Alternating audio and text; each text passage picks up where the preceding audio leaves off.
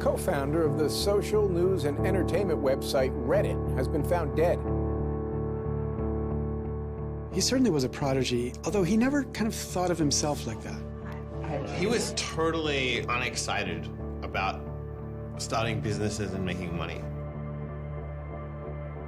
There's a profound sense of loss tonight in Highland Park, Aaron Swartz' hometown, as loved ones say goodbye to one of the internet's brightest lights. Open access and computer activists are mourning his loss. An astonishing intellect. You talk to people who knew him. He was killed by the government, and MIT betrayed all of its basic principles. They wanted to make an example out of him, okay? Governments have an insatiable desire to control. He was potentially facing 35 years in prison and a $1 million fine. Raising questions of prosecutorial zeal, and I would say even misconduct. Have you looked into that particular matter and reached any conclusions?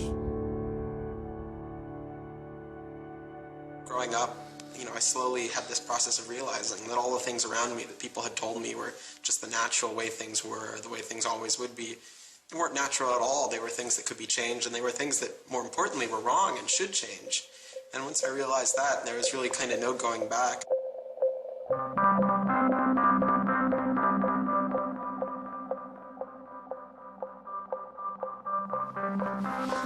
Welcome to Story Reading Time. The name of the book is Paddington at the Fair. Well, he was born in Highland Park and grew up here. Aaron came from a family of 3 brothers, all extraordinarily bright.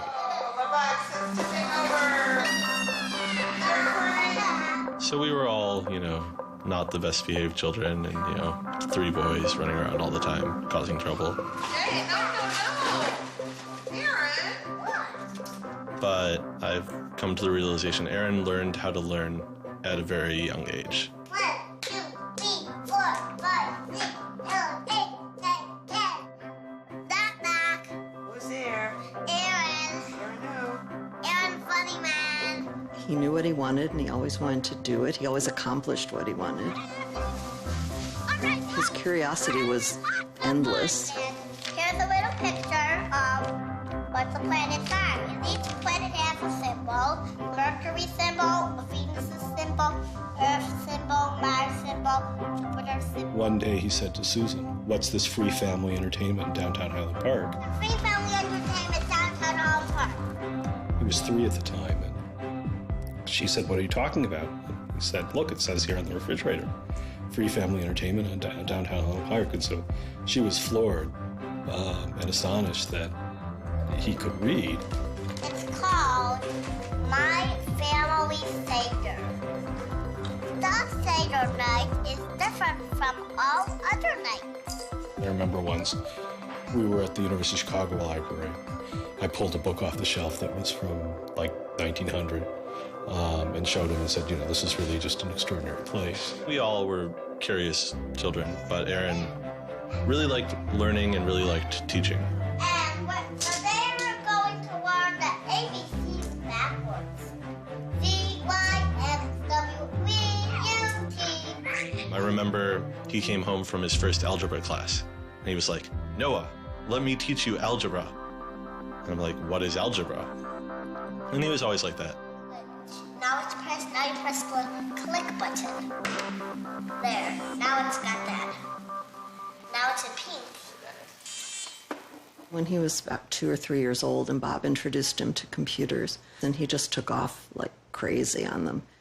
Go press the 102 ABC. We all had computers, but Aaron really took to them, really took to the internet. Working at the computer? Mommy, why is nothing working? He started programming from a really young age. I remember the first program that I wrote with him was in BASIC, and it was a Star Wars trivia game. He sat down with me in the basement where the computer was for hours programming this game. The problem that I kept having with him is there was nothing that I wanted done. And to him, there was always something to do, always something that programming could solve.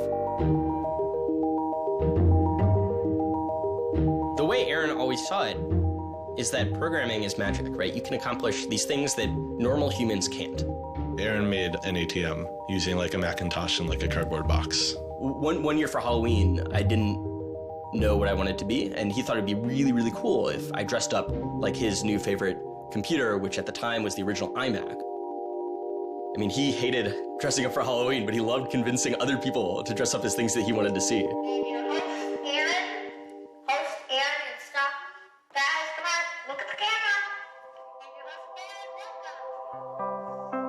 He made this website called The Info, where people can just fill in information.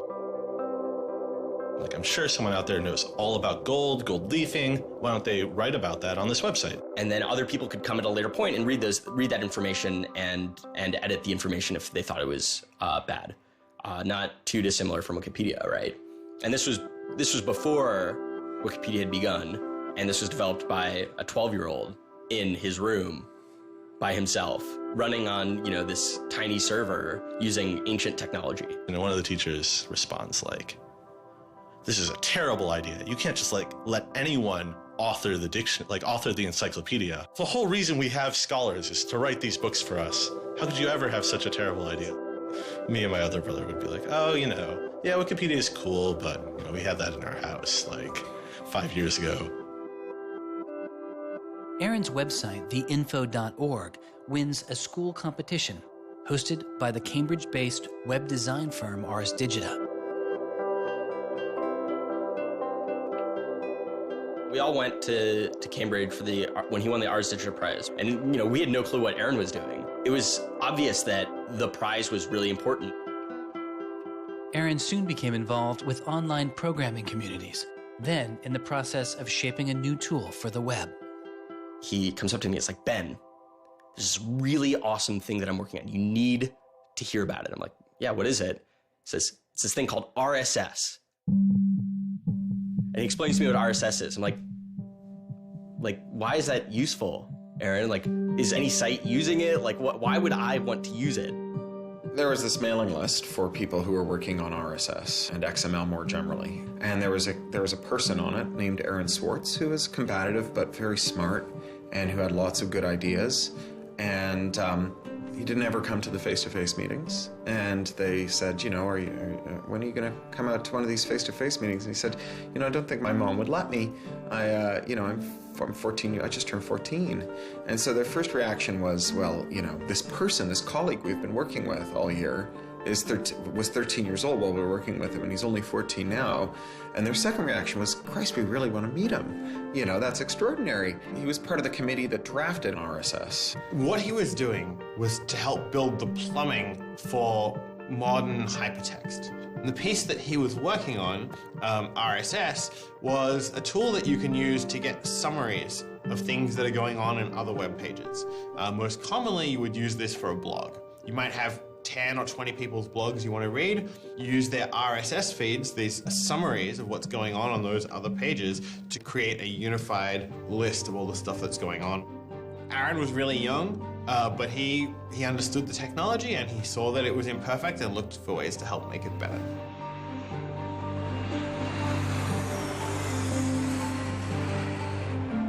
So his mom started bundling him on planes in Chicago. We'd pick him up in San Francisco. We'd introduce him to interesting people to argue with, and we'd marvel at his horrific eating habits. He only ate white food, only steamed rice and not fried rice because that wasn't sufficiently white, and white bread and so on. And you kind of marvel at this, the quality of the debate emerging from this, what appeared to be a small boy's mouth. And you think, this is a kid who's really going to go somewhere if he doesn't die of scurvy. Aaron, you're up. I think the difference is that now you can't make companies like Doc was saying. You can't have companies that just, let's sell dog food over the internet, let's sell dog food over cell phones. But there's still a lot of innovation going on. I think if you don't see the innovation, maybe your head is in the sand. He takes on this alpha nerd personality where he's sort of like, I'm smarter than you, and because I'm smarter than you, I'm better than you, and I can tell you what to do. It's an extension of him being kind of like a twerp. So you aggregate all these computers together and now they're solving big problems like searching for aliens and trying to cure cancer. First met him on IRC, on Internet Relay Chat. He didn't just write code. He also sort of got people excited about solving problems. He was a connector. The free culture movement has had a lot of his energy. I think Aaron was trying to make the world work. He was trying to fix it. He had a very kind of strong personality that definitely ruffled feathers at times. It wasn't necessarily the case that he was always comfortable in the world and the world wasn't always comfortable with him. Aaron got into high school and was really just sick of school. He didn't like it. He didn't like any of the classes that were being taught. He didn't like the teachers. Aaron really knew like how to get information. He was like, I don't need to go to this teacher to learn how to do geometry. I can just read the geometry book, and I don't need to go to the teacher to learn their version of American history. Like, I have like 3 historical compilations here. Like, I could just read them, and I'm not interested in that. I'm interested in the web. I was very frustrated with school. I thought, the teachers didn't know what they were talking about, and they were very domineering and controlling, and the homework was kind of a sham, and it was just like, all the way to pen students together and force them to do busy work. And, I started reading books about like the history of education and how this educational system was developed, and, alternatives to it in ways that people could actually learn things as opposed to just regurgitating facts their teachers told them. And that kind of led me down this path of questioning things. Once I questioned the school I was in, I questioned the society that built the school, I questioned the businesses that the schools were training people for, and I questioned the government that, set up this whole structure. One of the things he was most passionate about was copyright, especially in those early days. Copyright has always been something of a burden on the publishing industry and on readers, but it wasn't an excessive burden. It was a reasonable institution to have in place to make sure that people got paid. What Aaron's generation experienced was the collision between this antique copyright system and this amazing new thing we were trying to build, the internet and the web. These things collided, and what we got was chaos. He then met Harvard law professor Lawrence Lessig, who was then challenging copyright law in the Supreme Court. A young Aaron Swartz flew to Washington to listen to the Supreme Court hearings. I am Aaron Swartz, and I'm here to listen to see the Eldred argument. Why did you fly out here from Chicago and come all this way to see the Eldred argument? That's a more difficult question. See the Eldred. Because I don't know. It's very exciting to see the Supreme Court, especially such a prestigious case as this one.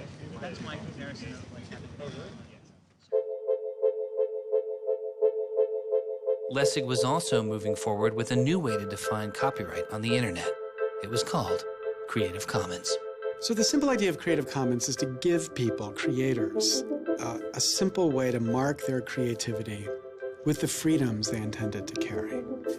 So if copyright is all about all rights reserved, then this is a kind of some rights reserved model. It's, I want a simple way to say to you, here's what you can do with my work, even if there are other things which you need to get my permission before you could do. And Aaron's role was the computer part. Like, how do you architect the licenses so they would be simple and understandable and expressed in a way that machines could process it? And people are like, why do you have this, 15-year-old kid writing the specifications for the Creative Commons? Like, don't you think that's a huge mistake? And Larry's like, the biggest mistake we would have is not listening to this kid. He barely, he's not even tall enough to get over the podium. And it wasn't these movable podiums, so it was this embarrassing thing where once he put his screen up, nobody could see his face. When you come to our website here, and you go to choose license, it gives you this list of options, it explains what it means, and you fill out 3 simple questions. Do you want to require attribution? Do you want to allow commercial uses of your work? Do you want to allow modifications of your work? I was floored, just completely flabbergasted that these adults regarded him as an adult. And Aaron stood up there in front of a whole audience full of people and just started talking about the platform that he'd created for Creative Commons. And they were all listening to him. I was sitting at the back thinking, he's just a kid. Why are they listening to him? But they did.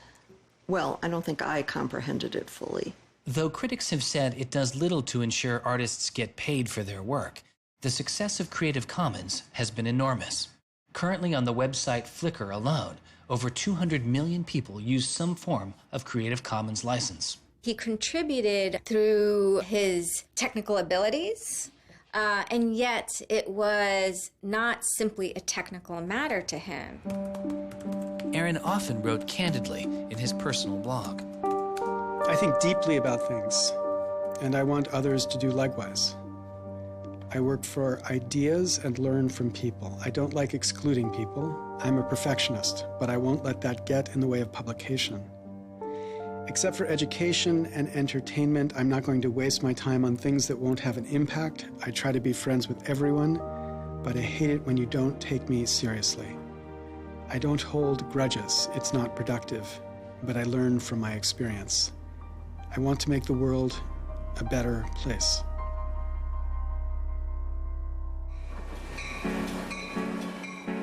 In 2004, Swartz leaves Highland Park and enrolls in Stanford University. He had had ulcerative colitis, which was very troubling, and we were concerned about him taking his medication. He got hospitalized, and he would take this cocktail of pills every day. And one of those pills was a steroid, which stunted his growth and made him feel different from many of the other students. Aaron, I think, shows up at Stanford ready to do scholarship and finds himself in effectively a babysitting program for overachieving high schoolers who, in 4 years, are meant to become, captains of industry and one percenters. And I think it just made him bananas. In 2005, after only 1 year of college, Swartz was offered a spot at a new startup incubation firm called Y Combinator, led by Paul Graham. And he's like, hey, I have this idea for a website. And Paul Graham likes him enough and says, yeah, sure. So Aaron drops out of school, moves to this apartment. So this used to be Aaron's apartment when he moved here. I have vague memories of my father telling me how difficult it was to get a lease because Aaron had no credit and he dropped out of college. Aaron lived in what's now the living room, and some of the posters are left over from when Aaron lived here. And then the library. There are more books, but a lot of them are Aaron's. Aaron's Y Combinator site was called Infogami, a tool to build websites. But Infogami struggles to find users, and Swartz eventually merges his company with another Y Combinator project in need of help. It was a project headed by Steve Huffman and Alexis Ohanian, called Reddit. There we were, starting from almost nothing. No users, no money, no code, and growing day by day into a hugely popular website. And it showed no signs of letting up. First we had 1,000 users, then 10,000, then 20,000, and on and on. It was just incredible. Reddit becomes huge, and it's a real sort of geeky corner of the internet.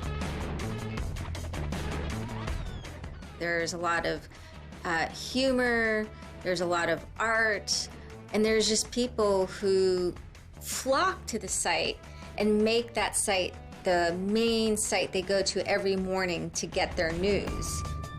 Reddit kind of just borders on chaos at some level. So on the one hand, it's a place where people discuss news of the day, technology, politics, and issues. And yet there is a lot of kind of not safe for work material, offensive material. There's some subreddits where trolls find a welcome home.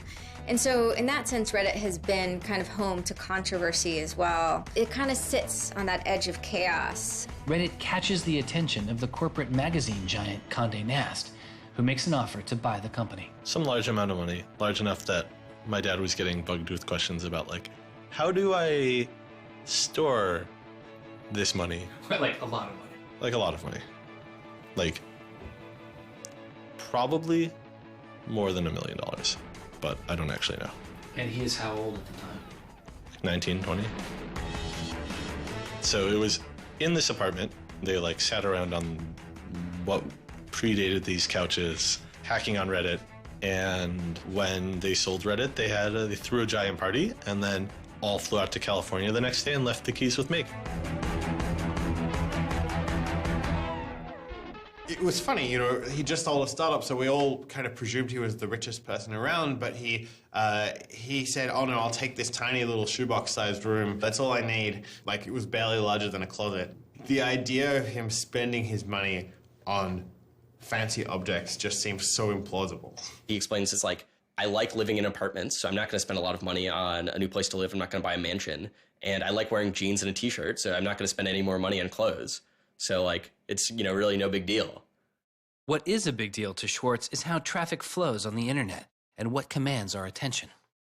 In the old system of broadcasting, you're fundamentally limited by the amount of space in the airwaves. You know, you could only send out 10 channels over the airwaves of television, right? Or even with cable, you had 500 channels. On the internet, everybody can have a channel. Everyone can get a blog or a MySpace page. Everyone has a way of expressing themselves. And so what you see now is not a question of who gets access to the airwaves. It's a question of who gets control over the ways you find people. You know, you start seeing power centralizing in sites like Google, these sort of gatekeepers that tell you where on the internet you want to go, the people who provide you your sources of news and information. So it's not, you know, only certain people have a license to speak. Now everyone has a license to speak. It's a question of who gets heard. After he started working in San Francisco at Condé Nast, he comes into the office and they want to give him a computer with all this crap installed on it and say that he can't install any new things on his computer, which to a developer is outrageous, right? From the first day, he was complaining about all this stuff. Gray walls, gray desks, gray noise. The first day I showed up here, I simply couldn't take it. By lunchtime, I had literally locked myself in a bathroom stall and started crying. I can't imagine staying sane with someone buzzing in my ear all day, let alone getting any actual work done. Nobody else seems to get work done here either. Everybody's always coming into our room to hang out and chat or invite us to play the new video game system that Wired is testing. He really had different aspirations that were politically oriented. And Silicon Valley just doesn't really quite have that culture that orients technical activity for the purposes of political goals. Aaron hated working for a corporation. They all hate working for Condé Nast, but Aaron is like the only one who's not going to take it. And Aaron basically gets himself fired by not showing up to work ever. It was said to be a messy breakup. Both Alexis Ohanian and Steve Huffman declined to be interviewed for this film. He rejected the business world. One of the really important things to remember about that choice when Aaron decided to kind of leave startup culture is that he was also leaving behind the things that had made him, you know, famous and well-loved, and, you know, he was at risk of letting down fans. He got to where he was supposed to be going and had the self-awareness and the orneriness to realize that he had climbed the mountain of shit to pluck the single rose and discovered that he'd lost his sense of smell. And rather than sit there and insist that it wasn't as bad as it seemed, and he did get the rose in any event, he climbed back down again, which is pretty cool. The way Aaron always saw it is that programming is magic, right? You can accomplish these things that normal humans can't by being able to program. So if you had magical powers, would you use them for good or to make you mountains of cash? Swartz was inspired by one of the visionaries he had met as a child, the man who had invented the World Wide Web, Tim Berners-Lee. In the 1990s, Berners-Lee was arguably sitting on one of the most lucrative inventions of the 20th century. But instead of profiting from the invention of the World Wide Web, he gave it away for free. It is the only reason the World Wide Web exists today. Aaron is certainly deeply influenced by Tim. Tim is certainly a very prominent early internet genius who doesn't in any sense cash out. He's not at all interested in how he's going to figure out how to make $1 billion. People would have seen, there's money to be made there. So there would have been lots of little webs instead of one big one. And one little web and lots of little webs doesn't work because you can't follow links from one to the other. You know, you had to have the critical mass for this thing was the entire planet. So it's not going to work unless the whole planet can get on board.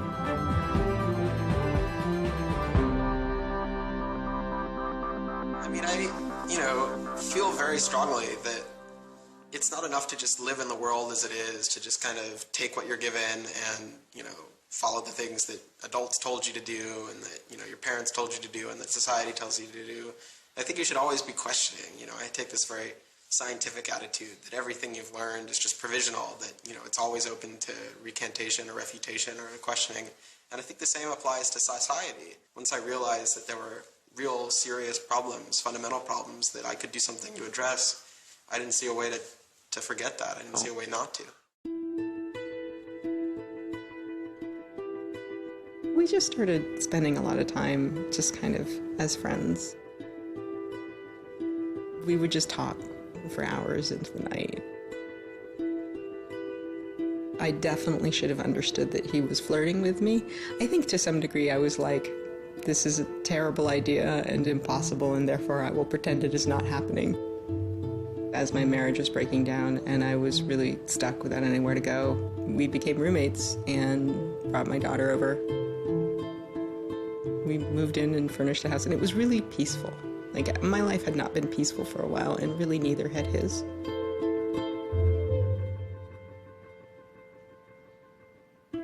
We were extremely close from the beginning of our romantic relationship. We were in constant contact. But we're both really difficult people to deal with. In a very Ally McBeal discussion, he confessed he had a theme song, and I made him play it for me. It was Extraordinary Machine by Fiona Apple. I think it was just that sense of kind of being a little bit embattled that the song has. And it also had like this hopefulness to it. By foot it's a slow climb, but I'm good at being uncomfortable, so I can't stop changing all the time. Because in many ways, Aaron was tremendously optimistic about life. Even when he didn't feel it, he could be tremendously optimistic about life. Extraordinary machine. What are you doing? Flickr has video now. Swartz threw his energy into a string of new projects involving access to public information, including an accountability website called watchdog.net and a project called the Open Library. So the Open Library project is a website that you can visit at openlibrary.org. And the idea is to be a huge wiki, an editable website with one page per book. So for every book ever published, we want to have a web page about it that combines all the information from publishers, from booksellers, from libraries, from readers onto one site, and then gives you links where you can buy it, you can borrow it, or you can browse it. I love libraries. You know, I'm the kind of person who goes to a new city and immediately seeks out the library. So that's the dream of Open Library, is building this website where both you can leap from book to book, from person to author, from subject to idea, go through this vast tree of knowledge that's been embedded and lost in big physical libraries that's hard to find, that's not very well accessible online, is really important because books are a cultural legacy. You know, books are the place people go to write things down, and to have all that swallowed up by one corporation is kind of scary. How can you bring public access to the public domain?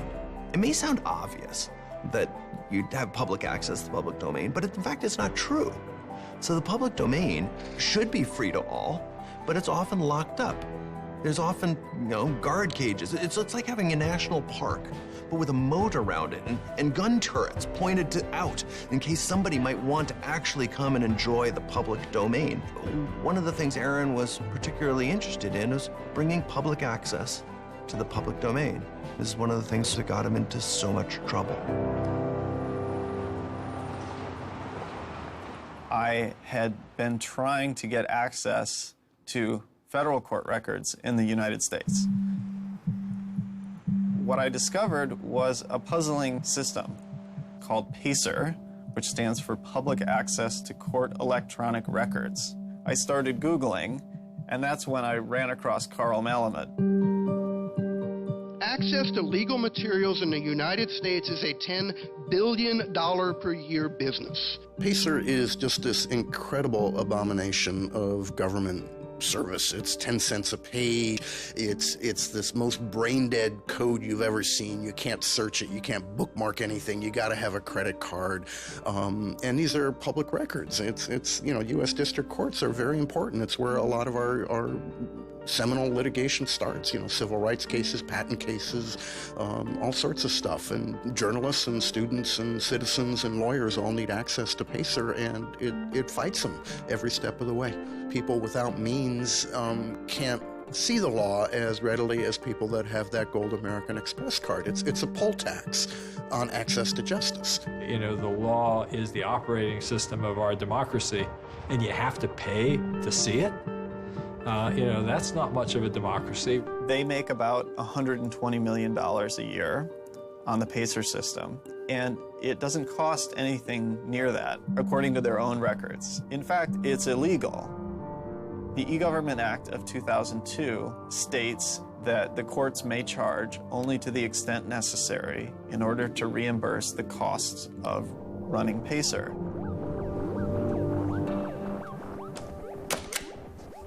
As the founder of public.resource.org, Malamud wanted to protest the PACER charges. He started a program called the PACER Recycling Project, where people could upload PACER documents they had already paid for to a free database so others could use them. The PACER people were getting a lot of flack from Congress and others about public access. And so they put together this system. In 17 libraries across the country, there was free PACER access. That's one library every 22,000 square miles, I believe. So it wasn't really convenient. I encouraged volunteers to join the so-called Thumb Drive Corps and download docs from the public access libraries, upload them to the PACER recycling site. People take a thumb drive into one of these libraries and they download a bunch of documents and they send them to me.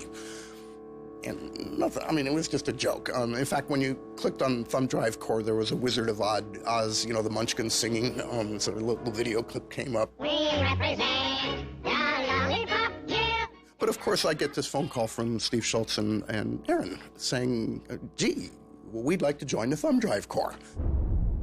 Around that time, I ran into Aaron at a conference. This is something that really has to be a collaboration between a lot of different people. So I approached him and I said, hey, I'm thinking about an intervention on the PACER problem.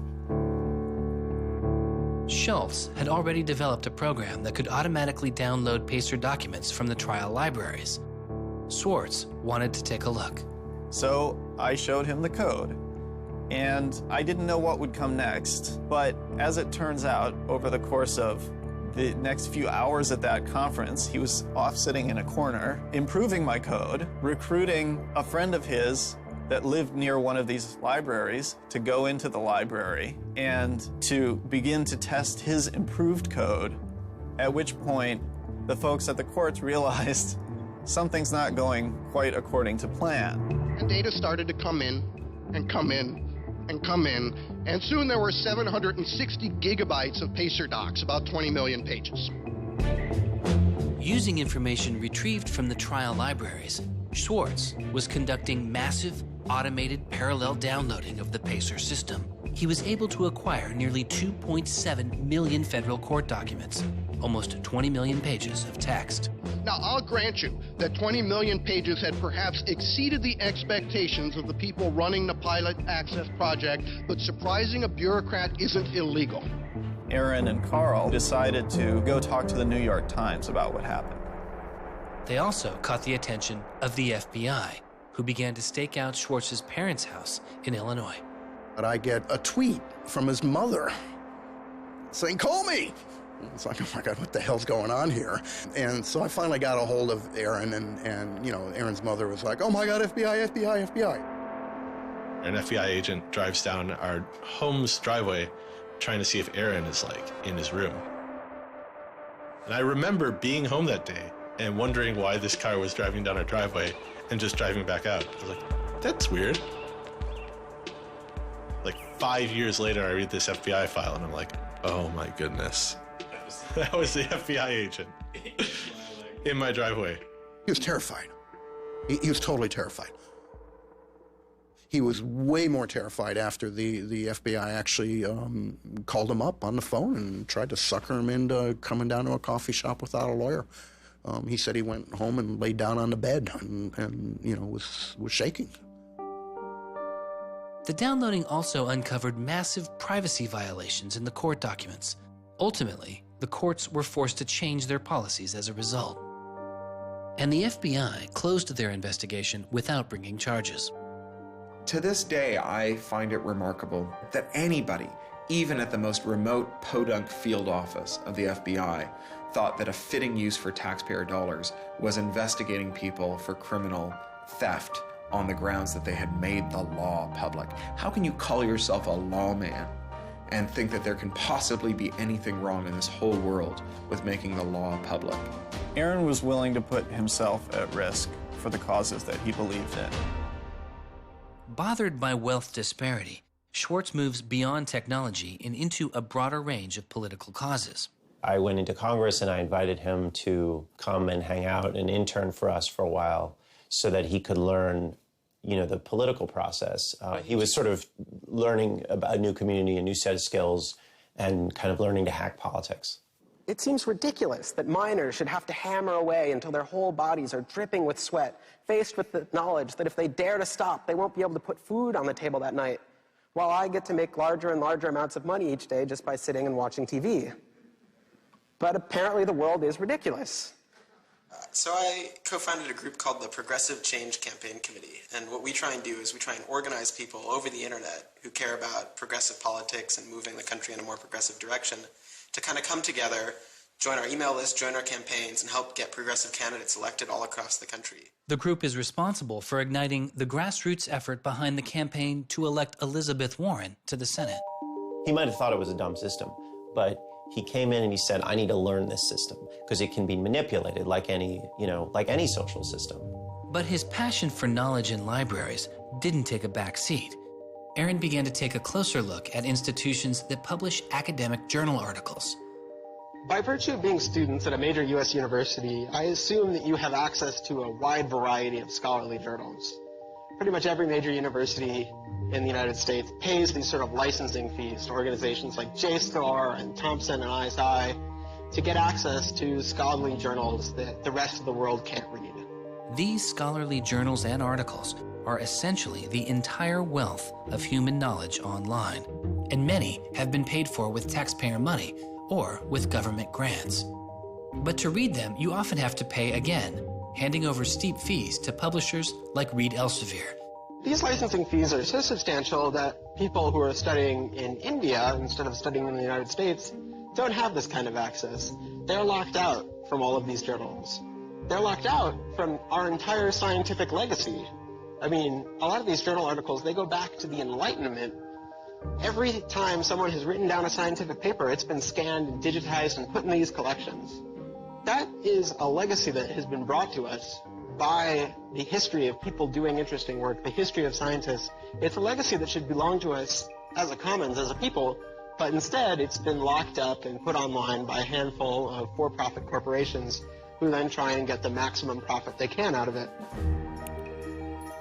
So a researcher paid by the university or the people publishes a paper, and in the very, very last step of that process, after all the work is done, after all the original research is done, the thinking, the lab work, the analysis, after everything is done at that last stage, then the researcher has to hand over his or her copyright to this multi-billion-dollar company.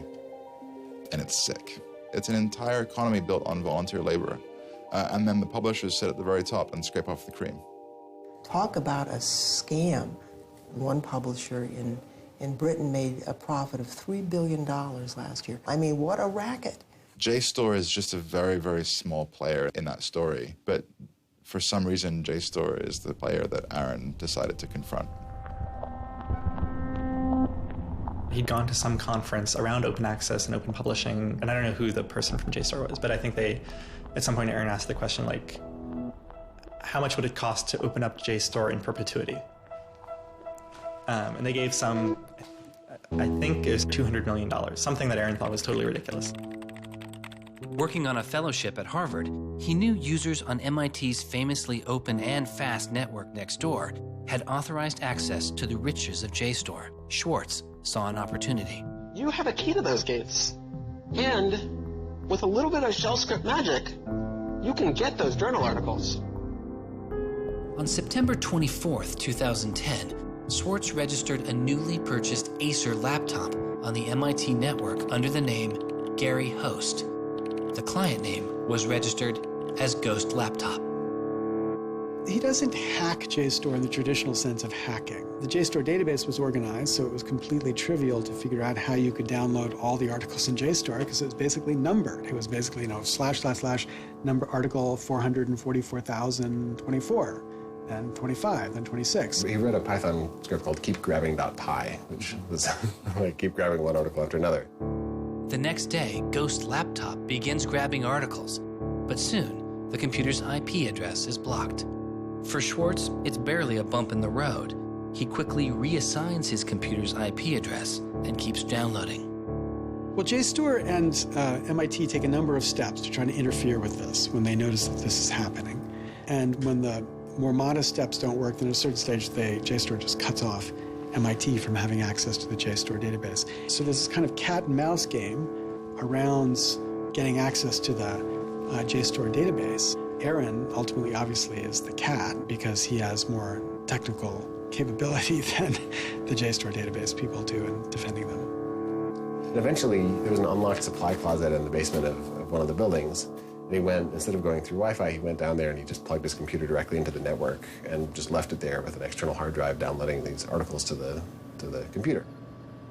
Unknown to Swartz, his laptop and hard drive had been found by authorities. They didn't stop the downloads. Instead, they installed a surveillance camera. They found the computer in this room in the basement of an MIT building. They could have unplugged it. They could have waited for the guy to come back and said, dude, what are you doing? Cut it out. Who are you? And they could have done all that kind of stuff, but they didn't. What they wanted to do was film it to gather evidence to make a case. That's the only reason you film something like that.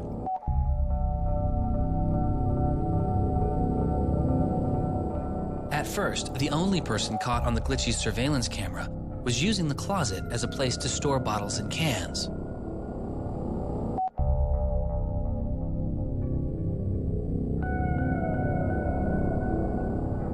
But days later, it caught Swartz.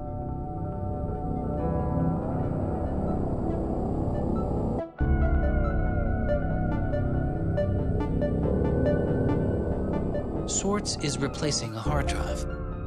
He takes it out of his backpack, leans out of frame for about 5 minutes, and then leaves.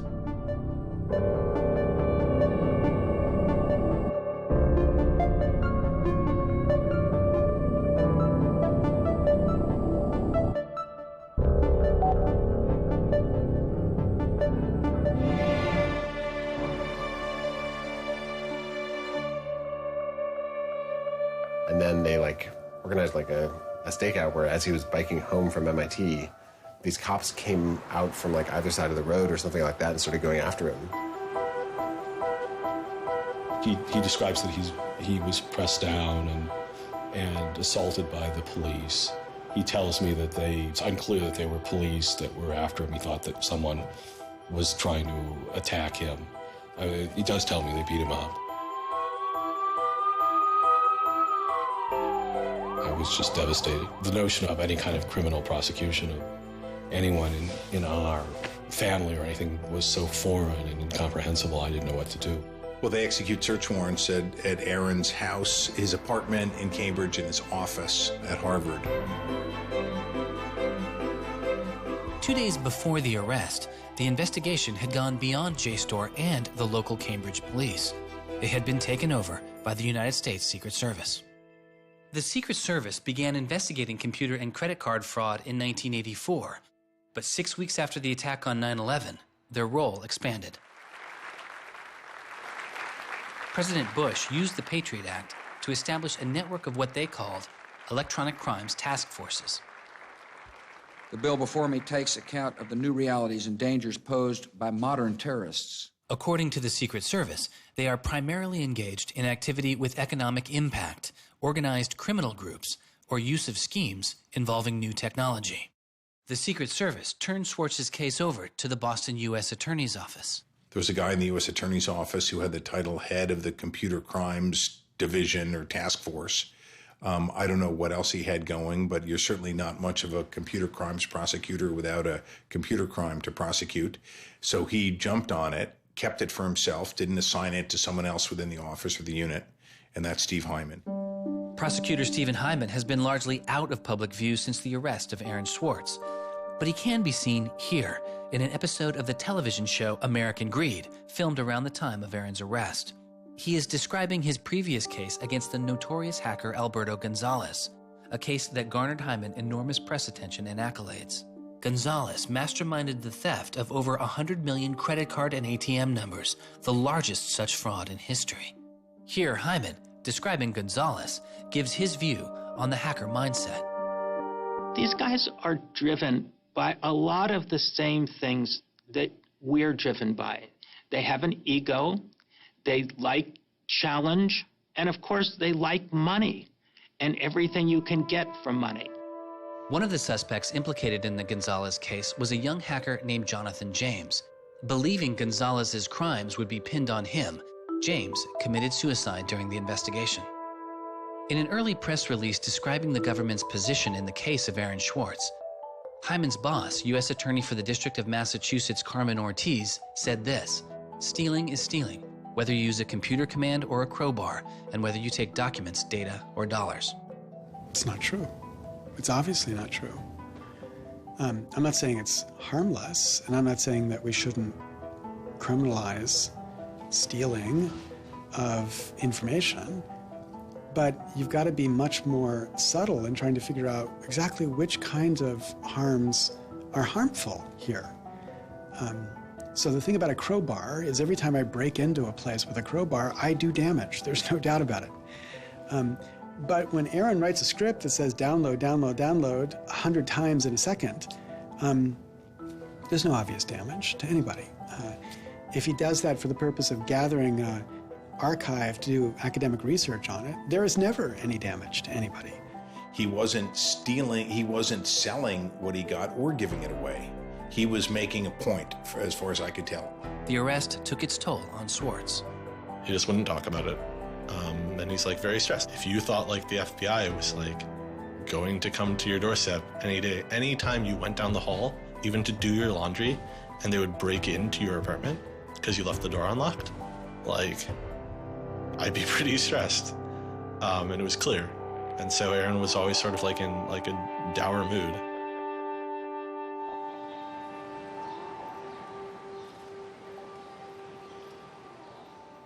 He wouldn't give off any sensitive information about his whereabouts during this time because he was so afraid that the FBI would be waiting for him. It was a time of unprecedented social and political activism. Time magazine would later name as their 2011 Person of the Year, the protester. There was a kind of hotbed of hacker activity going on. WikiLeaks had released a trove of diplomatic cables. Manning had been under arrest at the time. It was unknown whether he was the source of the leak. Anonymous, which is a kind of protest ensemble that has a lot of hackers in its ranks, were going on various sprees of sorts. If you compare that to what he did, his stuff should have been left behind for MIT and JSTOR to deal with in a kind of private, professional manner. It should have never gotten the attention of the criminal system. It just didn't belong there.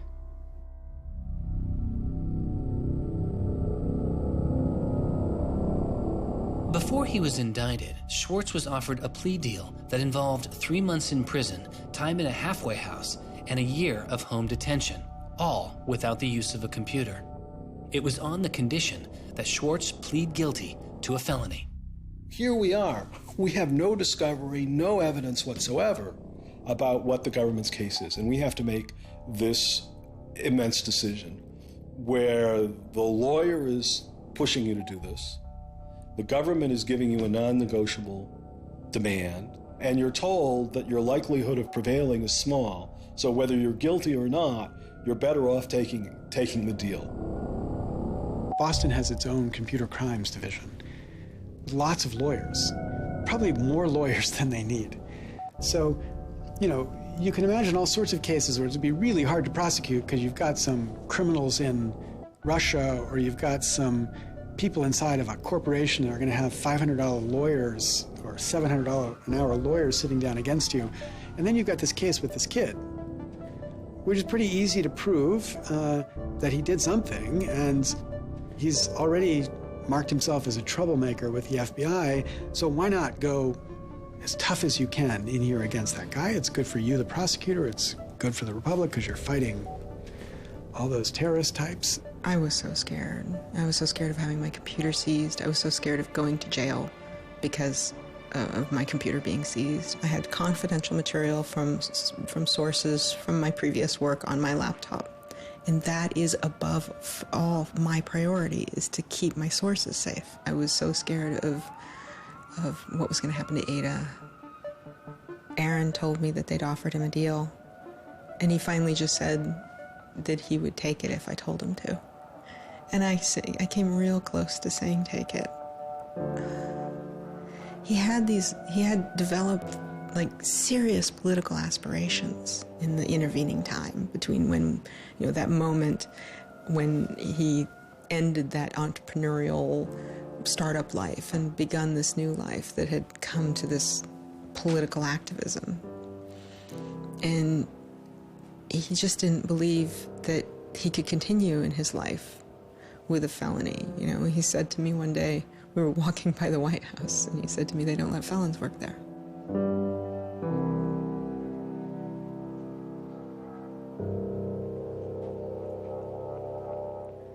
And, he really wanted that to be his life. He hadn't killed anybody. He hadn't hurt anybody. He hadn't, stolen money. He hadn't done anything that seemed felony worthy, right? And there is this idea that, there's no reason that he should be labeled a felon and taken away his right to vote in many states for doing what he did. That's just outrageous. It makes sense for him to be, maybe fined a bunch of money or, asked not to come back to MIT again. But, to be a felon, to face jail time. Swartz turned down the plea deal. Hyman redoubled his efforts. Hyman continued to press us at all levels. Even with the physical evidence seized from Aaron's Acer computer, hard drive, and USB drive, the prosecutors needed evidence of his motives. Why was Aaron Swartz downloading articles from JSTOR, and just what did he plan to do with them? The government claims that he was planning to publish these. We don't really know whether that was his real intention, because Aaron also had a history of doing projects where he'd analyze giant data sets of articles in order to learn interesting things about them. The best evidence for that was that when he was at Stanford, he also had downloaded the whole Westlaw legal database. In a project with Stanford law students, Swartz had downloaded the Westlaw legal database. He uncovered troubling connections between funders of legal research and favorable results. He did this amazing analysis of for-profit companies giving money to law professors who wrote law review articles which were then beneficial to, Exxon during an oil spill, right? So it was a very corrupt system of funding, vanity research. Swartz had never released the Westlaw documents. In theory, he could have been doing the same thing about the JSTOR database. That would have been completely okay. If he were, on the other hand, intending to create a competitive service to JSTOR, we're going to set up our own, access to the Harvard Law Review and charge, money for it, then, okay, now it seems like criminal violation because you're commercially trying to exploit this material, but it's kind of crazy to imagine that's what he was doing. So, but then there's the middle case. Well, what if he was just trying to liberate it for all of the developing world? But depending on what he was doing, it creates a very different character to how the law should be thinking about it. The government was prosecuting him as if this was like a commercial criminal violation, like stealing a whole bunch of credit card records. It was that kind of crime. I don't know what he was going to do with that database, but I heard from a friend of his that Aaron had told him he was going to analyze the data for evidence of corporate funding of climate change research that led to biased results. And I totally believe that. I was just told that Steve wanted to talk to me. And I thought, maybe this is a way I could get out of this. Just just exit the situation. And I didn't want to live in fear of having my computer seized. I didn't want to live in fear of having to go to jail on a contempt of court charge if they tried to compel me to decrypt my computer. When they came to me and said, Steve wants to talk to you, that seemed reasonable. They offered Norton what is known as a Queen for a Day letter, or a proffer. It allowed prosecutors to ask questions about Aaron's case. Norton would be given immunity from prosecution herself for any information she revealed during the meeting. I didn't like it. I told my lawyers repeatedly that this seemed fishy. I didn't like this. I didn't want immunity. I didn't need immunity. I hadn't done anything. But they were really, really stringent that they did not want me meeting the prosecutor without immunity. But just to be clear, this is a Queen for a Day deal, a proffer. Right, a proffer letter. In which you basically handed information over to them in exchange for protection from prosecution. So it wasn't handing information over. It was, at least that's not how I saw it. It was just having a discussion, having an interview with them. Well, they're asking you questions. They're asking me questions. They can ask about whatever they want. Right. And whatever they learn, I really, right. And I repeatedly tried to go in naked. I repeatedly tried to turn down the proffer letter. I was ill. I was being pressured by my lawyers. I was confused. I was not doing well by this point. I was depressed and I was scared and I didn't understand the situation I was in. I had no idea why I was in this situation. I hadn't done anything interesting, much less wrong. We went out of our minds. Aaron was clearly very distraught about it. We were very distraught about it. Aaron's attorneys were very distraught about it. We tried to get Quinn to change attorneys. I was very unused to being in a room with large men, well-armed, that are continually telling me I'm lying and that I must have done something. I told them that this thing that they were prosecuting wasn't a crime. I told them that they were on the wrong side of history. I used that phrase. I said, you're on the wrong side of history. And they looked bored. They didn't even look angry. They just looked bored. And it began to occur to me that we weren't having the same conversation. I mean, I told them plenty of things about, why people would download journal articles, and eventually, I don't remember what was around it. I mentioned that he'd done this blog post, the Guerrilla Open Access Manifesto. This is the Guerrilla Open Access Manifesto, supposedly written in July 2008 in Italy. Information is power. But like all power, there are those who want to keep it for themselves. The world's entire scientific and cultural heritage, published over centuries in books and journals, is increasingly being digitized and locked up by a handful of private corporations. Meanwhile, those who have been locked out are not standing idly by. You've been sneaking through holes and climbing over fences, liberating the information locked up by the publishers and sharing them with your friends. But all this action goes on in the dark, hidden underground. It's called stealing or piracy, as if sharing a wealth of knowledge were the moral equivalent of plundering a ship and murdering its crew. But sharing isn't immoral, it's a moral imperative. Only those blinded by greed would refuse to let a friend make a copy. There's no justice in following unjust laws. It's time to come into the light and, in the grand tradition of civil disobedience, declare our opposition to this private theft of public culture. The manifesto itself was allegedly written by 4 different people and also edited by Norton. But it was Swartz who had signed his name to it. When it's over, I go immediately to Aaron and tell him everything I can remember about it. And he gets very angry. The things that I'd done shouldn't have added up that way. I hadn't done anything wrong, and everything had gone wrong. But I was never...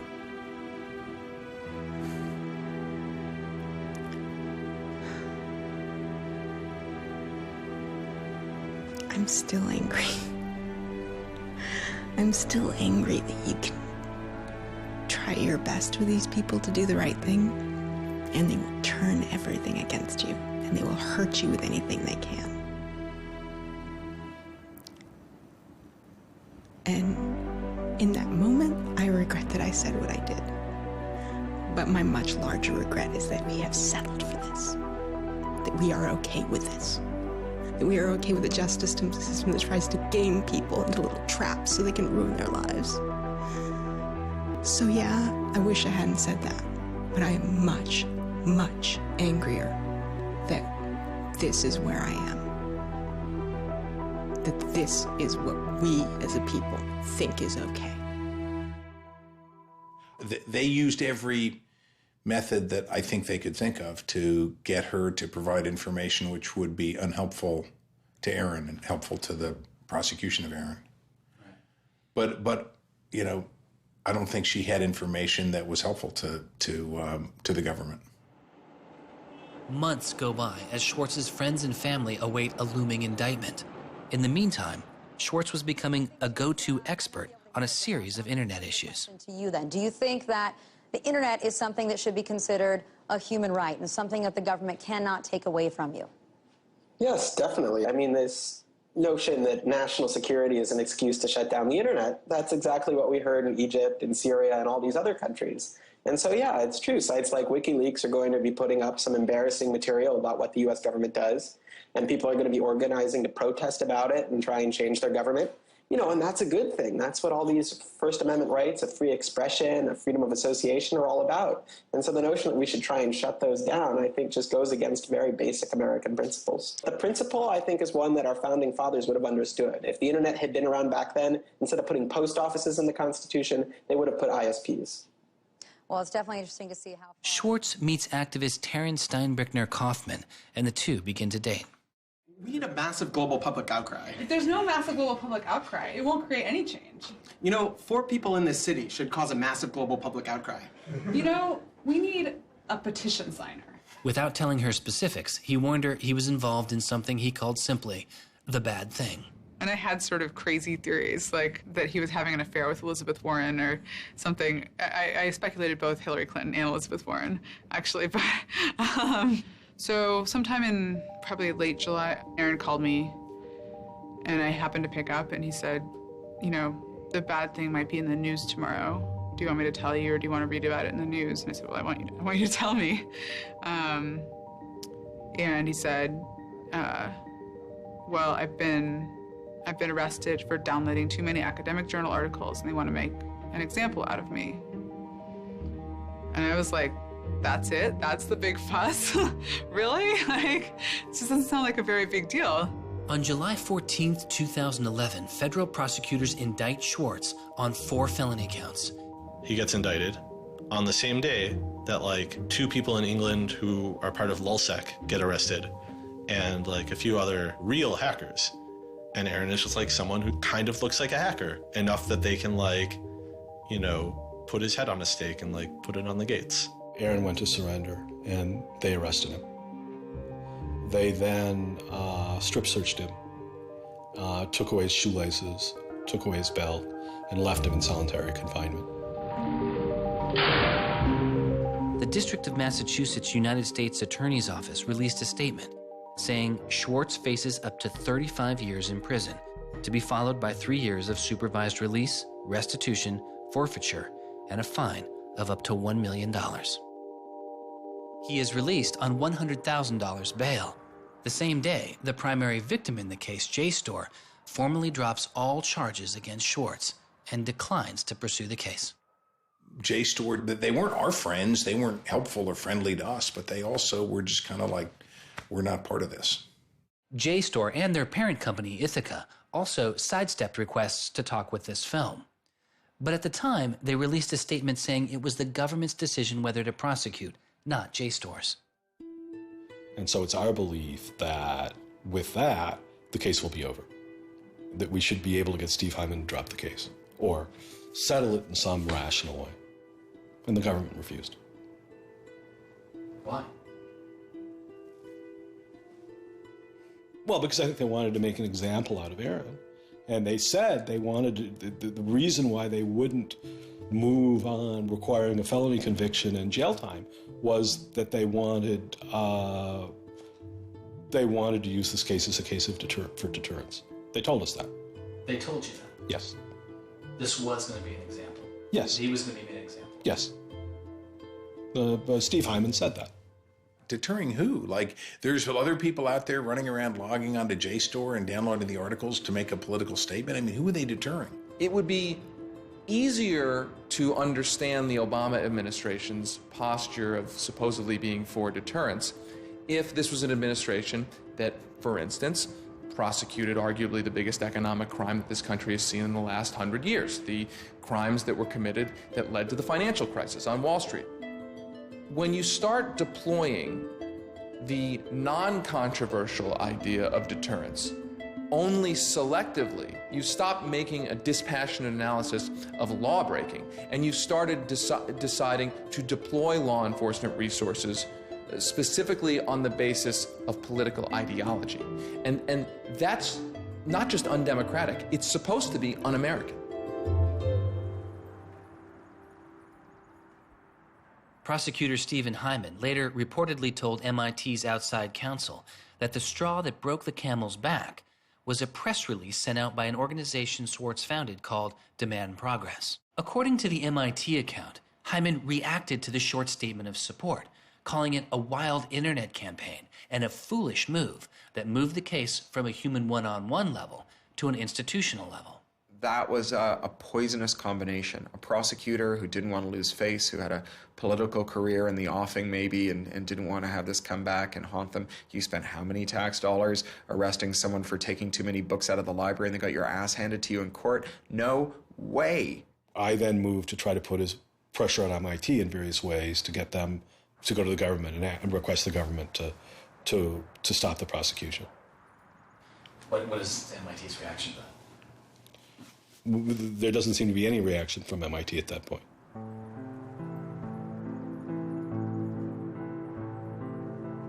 MIT doesn't defend Aaron, which to people inside of the MIT community seems outrageous because MIT is a place that encourages hacking in the biggest sense of the word. At MIT, the idea of going and running around on roofs and tunnels that you weren't allowed to be in was not only a rite of passage, it was part of the MIT tour. And lockpicking was a winter course at MIT. They had the moral authority to stop it in its tracks. MIT never stood up and took a position of saying to the feds, don't do this. We don't want you to do this. You're overreacting. This is too strong, that I'm aware of. They acted kind of like any corporation would. They helped the government. They didn't help us unless they felt they had to, and they never tried to stop it. MIT declined repeated requests to comment, but they later released a report saying they attempted to maintain a position of neutrality and believed Hyman and the U.S. Attorney's Office did not care what MIT thought or said about the case. MIT's behavior seemed really at odds with the MIT ethos, right? You could argue that MIT turned a blind eye, and that was okay for them to do. But taking that stance, taking that neutral stance, in and of itself, was taking a pro-prosecutor stance. If you look at Steve Jobs and Steve Wozniak, they started by selling a blue box, which was a thing designed to defraud the phone company. If you look at Bill Gates and Paul Allen, they initially started their business by using computer time at Harvard, which was pretty clearly against the rules. The difference between Aaron and the people I just mentioned is that Aaron wanted to make the world a better place. He didn't just want to make money. Swartz continues to be outspoken on a variety of internet issues. You know, the reason the internet works is because of the competitive marketplace of ideas. And what we need to be focusing on is getting more information about our government, more accessibility, more discussion, more debate. But instead, it seems like what Congress is focused on is shutting things down. Aaron thought he could change the world just by explaining the world very clearly to people. Flame can literally control your computer and make it spy on you. Welcome, Aaron. Good to have you back on the show here. You know, just like spies used to in olden days, put microphones and tap what people were saying, now they're using computers to do the same things. Schwartz's political activity continues, his attention turning to a bill moving through Congress designed to curb online piracy. It was called SOPA. Activists like Peter Eckersley saw it as an enormous overreach, threatening the technical integrity of the internet itself. And one of the first things I did was to call Aaron. I said, can we do a big online campaign against this? This isn't a bill about copyright. It's not? No, he said. It's a bill about the freedom to connect. Now I was listening. And he thought about it for a while and then said yes. And he went and founded Demand Progress. Demand Progress is an online activism organization. We've got around 1.5 million members now, but started in the fall of 2010. Aaron was one of the most prominent people in a community of people who helped lead organizing around social justice issues at the federal level in this country. SOPA was the bill that was intended to curtail online piracy of music and movies, but what it did was basically take a sledgehammer to a problem that needed a scalpel. If passed, the law would allow a company to cut off finances to entire websites without due process, or even to force Google to exclude their links. All they needed was a single claim of copyright infringement. It pitted the titans of traditional media against a new and now far more sophisticated remix culture. It makes everyone who runs a website into a policeman. And if they don't do their job of making sure nobody on their site uses it for anything that's even potentially illegal, the entire site can get shut down without even so much as a trial. This was over the top. I mean, this was a catastrophe. This bill poses a serious threat to speech and civil liberties for all who use the internet. There were only a handful of us who said, look, we're not for piracy either, but it makes no sense to destroy the architecture of the internet, the domain name system, and so much that makes it free and open in the name of fighting piracy. And Aaron got that right away. The freedoms guaranteed in our Constitution, the freedoms our country had been built on, would be suddenly deleted. New technology, instead of bringing us greater freedom, would have snuffed out fundamental rights we'd always taken for granted. And I realized that day, talking to Peter, that I couldn't let that happen. When SOPA was introduced in October 2011, it was considered inevitable. Our strategy when it first came out was to hopefully slow the bill down, maybe weaken it a little bit, but even we didn't think that we would be able to stop this bill. Having worked in Washington, what you learn is that typically in Washington, the legislative fights are fights between different sets of corporate moneyed interests. They're all duking it out to pass legislation. And the fights that are the closest are when you have one set of corporate interests against another set of corporate interests, and they're financially equally matched in terms of campaign contributions and lobbying. Those are the closest ones. The ones that aren't even fights typically are ones where all the money is on one side, all the corporations are on one side, and it's just millions of people on the other side. I haven't seen anything like PIPA and SOPA in all my time in public service. There were more than 40 United States senators on that bill as co-sponsors. So there were already a long, long way to getting the 60 votes to have it clear all the procedural hoops. Even I began to doubt myself. It was a rough period. Swartz and Demand Progress were able to marshal enormous support, using traditional outreach combined with commonly used voice-over IP to make it very easy for people to call Congress. I've never met anybody else who was able to operate at his level, both on the technological side and on the campaign strategy side. Millions of people contacted Congress and signed anti-SOPA petitions. Congress was caught off guard. There was just something about watching those clueless members of Congress debate the bill, watching them insist they could regulate the internet and a bunch of nerds couldn't possibly stop them. I am not a nerd. I'm just not enough of a nerd. Maybe we ought to ask some nerds what this thing really does. Let's have a hearing, bring in the nerds. Really? Nerds? You know, I think actually the word you're looking for is experts. To enlighten you so your laws don't backfire, break the internet. We use the term geek, but we're allowed to use that because we are geeks. The fact that it got as far as it did without them talking to any technical experts reflects the fact that there is a problem in this town. I'm looking for somebody to come before this body and testify in a hearing and say, this is why they're wrong. There used to be an office that provided science and technology advice, and members could go to them and say, help me understand XYZ. And Gingrich killed it. He said it was a waste of money. Ever since then, Congress has plunged into the dark ages. I don't think anybody really thought that SOPA could be beaten, including Aaron. think it was worth trying, but it didn't seem winnable.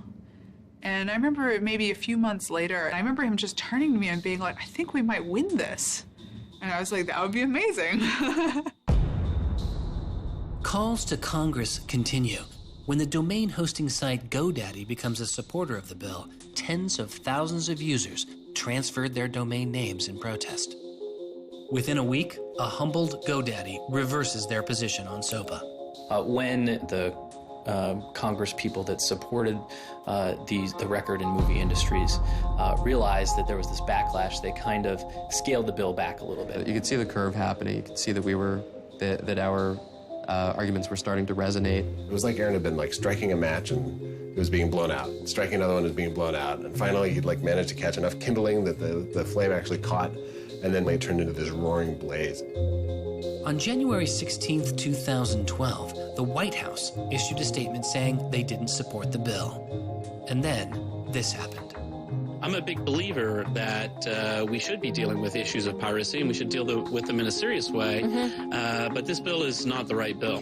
When Jimmy Wales put his support towards blacking out Wikipedia, the #5 most popular website in the world. This is a website that's on several % of all of the clicks on anywhere on the internet. Wikipedia went black, Reddit went black, Craigslist went black, phone lines on Capitol Hill flat out melted.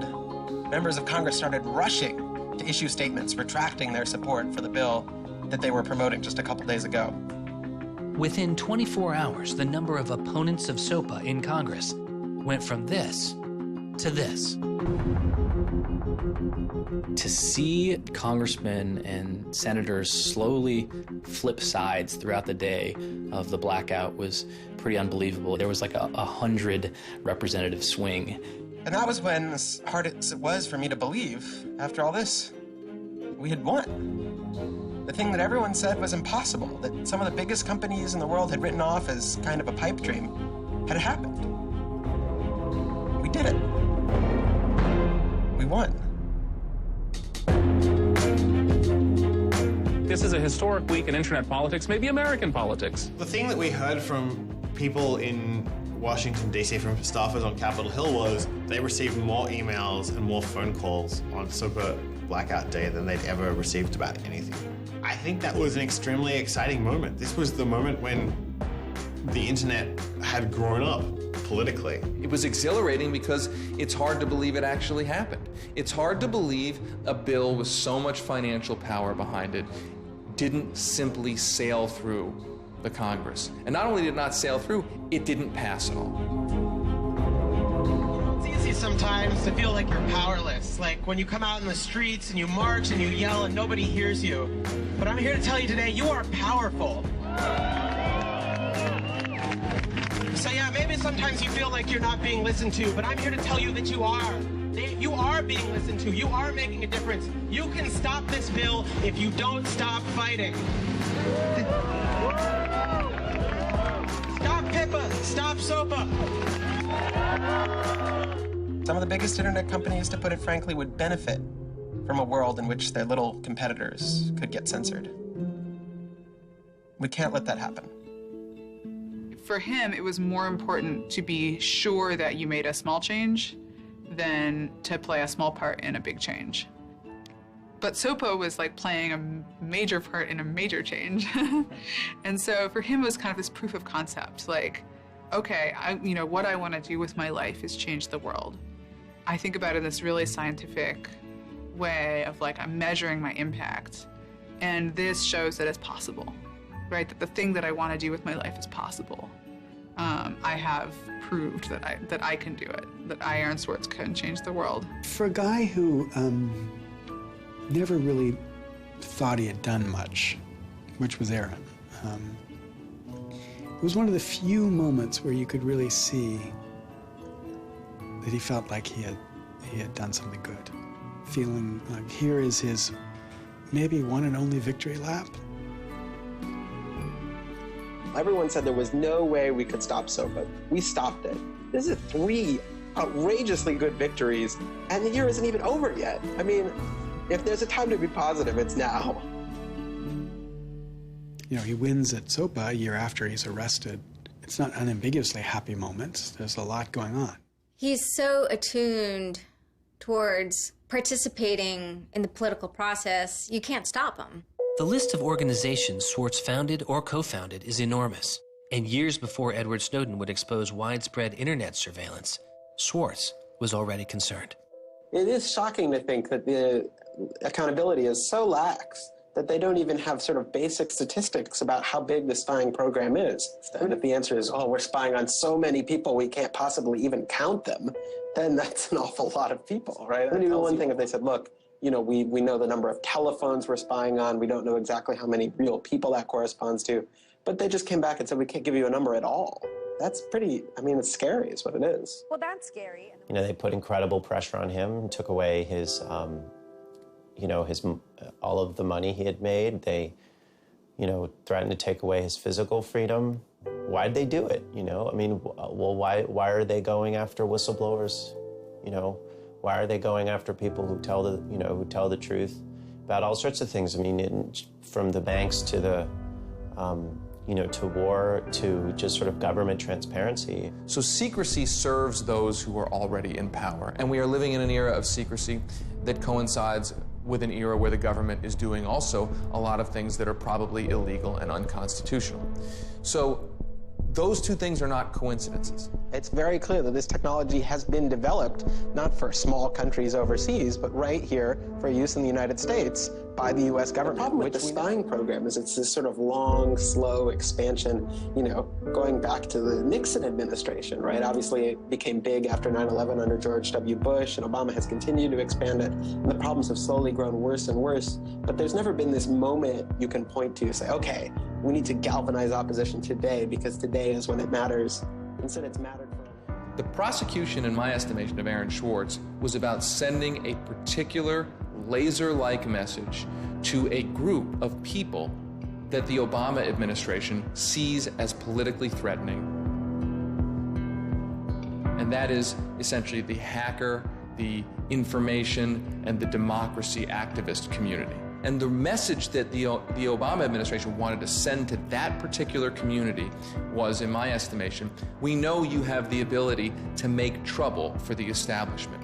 And so we are going to try to make an example out of Aaron Swartz to scare as many of you as possible into not making that trouble.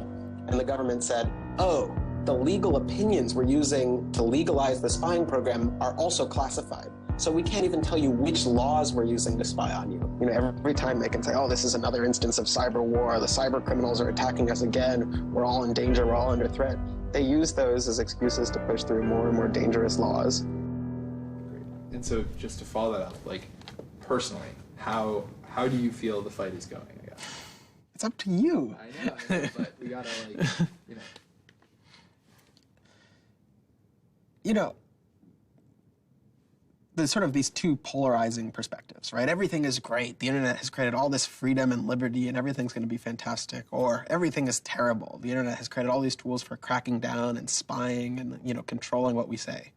And the thing is, both are true, right? The internet has done both. And both are kind of amazing and astonishing.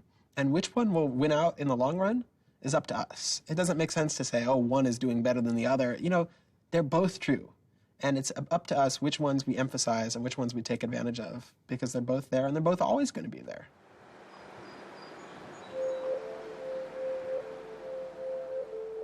On September 12, 2012, federal prosecutors filed a superseding indictment against Swartz, adding additional counts of wire fraud, unauthorized access to a computer, and computer fraud. Now, instead of 4 felony counts, Swartz was facing 13. The prosecution's leverage had dramatically increased, as did Swartz's potential jail time and fines. They filed a separate indictment to add more charges, and they had a theory about why this conduct constituted a number of federal crimes, and that a very significant sentence could attach to it under the law. That theory, and much of the prosecution's case against Swartz, involved a law created originally in 1986. It is called the Computer Fraud and Abuse Act. The Computer Fraud and Abuse Act was inspired by the movie War Games with Matthew Broderick, which is a great movie. I have you now. In this movie, a kid gets the ability through the magic of computer networks to, like, launch a nuclear attack. You know, that's not actually possible, and it certainly wasn't possible in the 80s, but apparently this movie scared Congress enough to pass the original Computer Fraud and Abuse Act. This is a law that's just behind the times. For example, that penalizes terms of service kinds of arrangements. You can have something like eHarmony or Match.com, and somebody sort of inflates their own personal characteristics, and all of a sudden, depending on the jurisdiction and the prosecutors, they could be in a whole host of troubles. We all know what terms of use are. Most people don't read them, but not abiding by their terms could mean you are committing a felony. The website terms of service often say things like, be nice to each other, or don't do anything that's improper. The idea that the criminal law has anything to say about these kinds of violations, I think strikes most people as crazy. The examples get even more crazy. Until it was changed in March of 2013, the terms of use on the website of Hearst's 17 magazine said you had to be 18 in order to read it. I would say that the way the CFA has been interpreted by the Justice Department, we are probably all breaking the law. Vague and prone to misuse, the CFAA has become a one-size-fits-all hammer for a wide range of computer-related disputes. Though not the only factor in his case, 11 of the 13 charges against Swartz involved the Computer Fraud and Abuse Act. The question why hangs over much of the story of Aaron Swartz. Just what was motivating the government, and what would their case have been? The Department of Justice declined requests for answers, but Professor Oren Kerr is a former prosecutor who has studied the case. So I think I come about this case from a different direction than other people on a number of reasons. I was a federal prosecutor at the Justice Department for 3 years before I started teaching. The government came forward with an indictment based on what crimes they thought were committed, just as a purely lawyers matter, looking at the precedents, looking at the statute, looking at the history, looking at the cases that are out there so far. I think it was a fair indictment based on that. You can debate whether they should have charged this case. There's just a lot of disagreement. Some people are on the open access side, some people are not. I think the government took Swartz's guerrilla open access manifesto very seriously. And I think they saw him as somebody who was committed as a moral imperative to breaking the law to overcome a law that Swartz saw as unjust. And in a democracy, if you think a law is unjust, there are ways of changing that law. There's going to Congress, as Swartz did so masterfully with SOPA. Or you can violate that law in a way to try to nullify that law. And I think what was driving the prosecution was the sense that Swartz was committed not just to breaking the law, but to really making sure that law was nullified, that everyone would have access to the database in a way that you couldn't put the toothpaste back into the tube. It would be done, and Swartz's side would win. There's a big disagreement in society as to whether that is an unjust law, and ultimately that's a decision for the American people to make, working through Congress. And then the second problem is, I think, we're still trying to figure out what's the line between less serious offenses and more serious offenses. We're now entering this different environment of computers and computer misuse, and we don't yet have a really strong sense of exactly what these lines are. So we're just working that out. This is a poor use of prosecutorial discretion. The hammer that the Justice Department has to scare people with it just gets bigger and bigger and bigger. And so most people just, you can't roll the dice with your life like that. Should we tap somebody's phone? Should we film them? Should we turn somebody and get them to testify against these other people? That's how federal agents and prosecutors think. They build cases, they make cases. Swartz was caught in the gears of a brutal criminal justice system that could not turn back. A machine that has made America the country with the highest rate of incarceration in the world. We have in this country allowed ourselves to be captured by the politics of fear and anger. And anything we're afraid of, like the future of the internet and access, and anything we're angry about instinctively creates a criminal justice intervention. And we've used jail, prison, and punishment to resolve a whole host of problems that historically were never seen as criminal justice problems. The impulse to threaten, indict, prosecute, which is part of what has created this debate and controversy over online access and information on the internet, is very consistent with what we've seen in other areas. The one difference is that the people who are usually targeted and victimized by these kinds of criminal and carceral responses are typically poor and minority. Swartz's isolation from friends and family increased. He had basically stopped working on anything else, and the case was, in fact, like taking over sort of his whole life.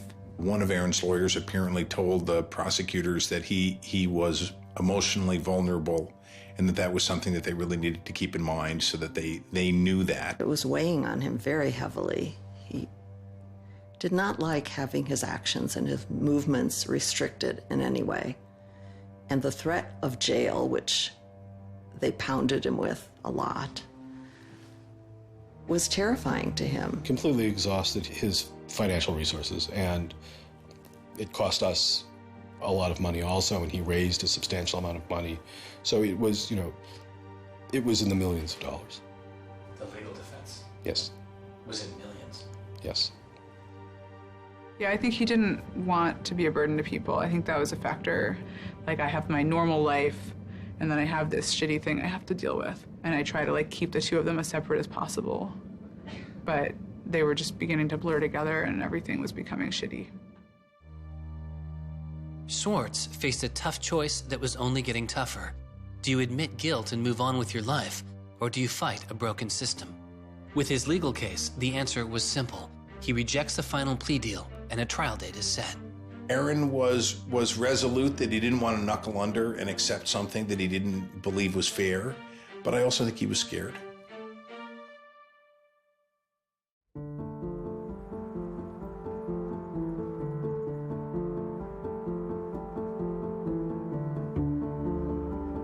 I don't think they would have convicted Aaron. I think we would have walked him out of that courthouse, and I would have given him a big hug, and we would have walked across that little river in Boston and gone and had a couple of beers.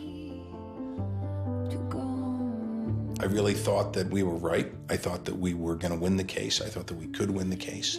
He didn't talk about it very much, but you could see the enormous pain that he was going through.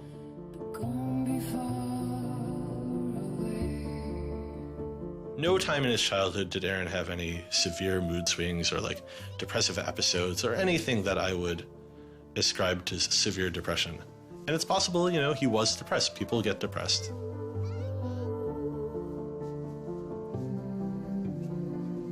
Very early in our relationship, 3 or 4 weeks in or something, I remember him saying to me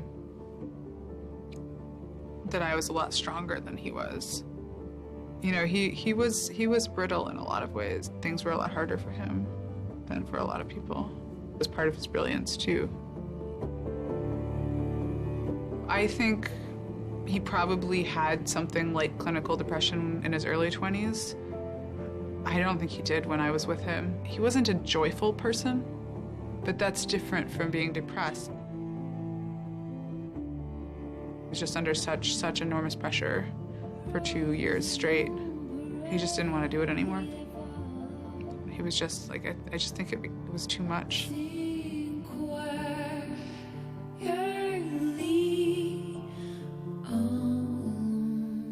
I got a phone call late at night. I could tell something was wrong, and then I called and I realized what had happened. A co-founder of the social news and entertainment website Reddit has been found dead. Police say 26-year-old Aaron Swartz killed himself yesterday in his Brooklyn apartment. I just thought, we've lost one of the most creative minds of our generation. It was like the whole world fell apart in that moment.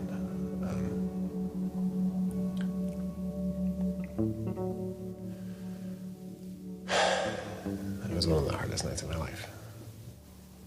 As I kept screaming, I can't hear you. What did you say? I can't hear you. I can't. That's it.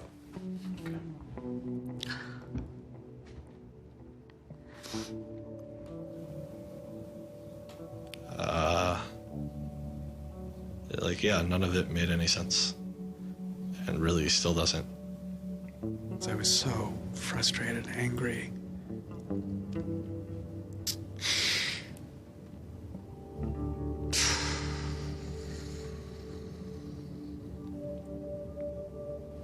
tried to explain it to my kids. My 3-year-old told me that the doctors would fix him.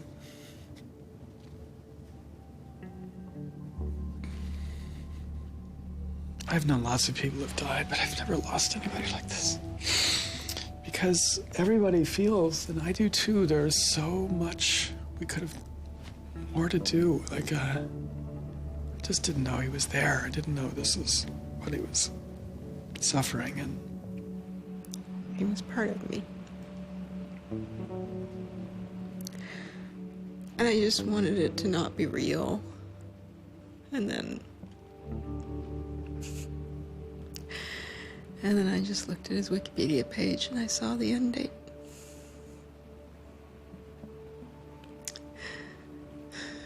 To 2013.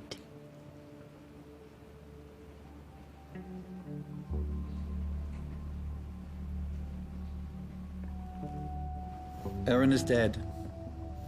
Wanderers in this crazy world, we have lost a mentor, a wise elder. Hackers for right, we're one down. We've lost one of our own. Nurturers, carers, listeners, feeders, parents, all, we have lost a child. Let us all weep.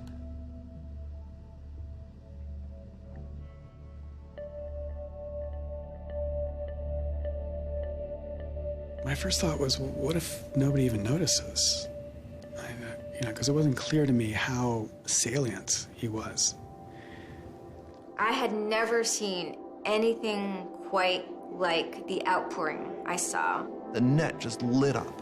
I mean, everyone was trying to explain it in their own way, but I've never seen people grieve on Twitter before. People were visibly grieving online. He was the internet's own boy, and the old world killed him. We are standing in the middle of a time when great injustice is not touched. Architects of the financial meltdown have dinner with the president regularly. In the middle of that time, the idea that this was what the government had to prosecute just seems absurd if it weren't tragic. The question is, can we do something, given what's happened, to make the world a better place? And how can we further that legacy? That's the only question one can ask. All over the world, there were starting to be hackathons and gatherings. Aaron Swartz has, in some sense, brought the best out of us in trying to say, how do we fix this?